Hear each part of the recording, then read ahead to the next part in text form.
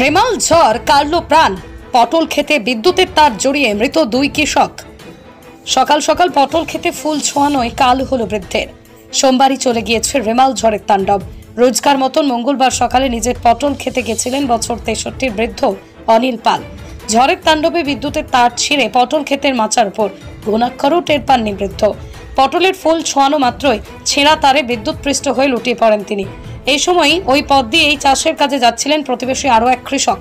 লুটিয়ে পড়া বিদ্যুৎপৃষ্ট বৃদ্ধকে বাঁচাতে গিয়ে আক্রান্ত হন তিনিও। এরপরে স্থানীয়রা কোনো রকমে তাদেরকে উদ্ধার করে বনগাঁ মহকুমা হাসপাতালে নিয়ে এলে চিকিৎসকরা তাদের মৃত বলে ঘোষণা করেন। মৃতদের নাম অমল পাল, বয়স 59, অনিল পাল, বয়স 63। মঙ্গলবার সকালে মর্মান্তিক ঘটনাটি ঘটেছে বনগাঁ থানার পাট্টুশিমুলিয়া পশ্চিম পাড়া এলাকায়। ঘটনায় শোকস্তব্ধ গোটা এলাকা। পটলের জমিতে কারেন্টের শর্ট খেয়ে দুজনা মারা গেছে, এই আর অন্য কিছু না। মানে কারেন্টের তারটা কীভাবে আসলো না আসলো আমরা কিছুই জানি না। কালকে ঝড় হয়েছিল, ঝড়ে মানে কারেন্টের তার ওখানে পড়ে।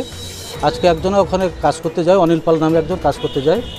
আমার দাদা ওখানে দেখে যে একজন পড়ে আছে, অনিল পাল নামে ভদ্রলোক পড়ে আছে।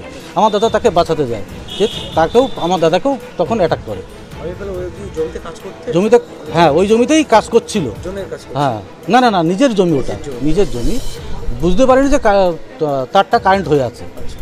যখনই তারে হাত দেয় তখন ওটা শর্ট খেয়ে ওখানে পড়ে যায়। আর পটলের মাছা ওটা, এটাই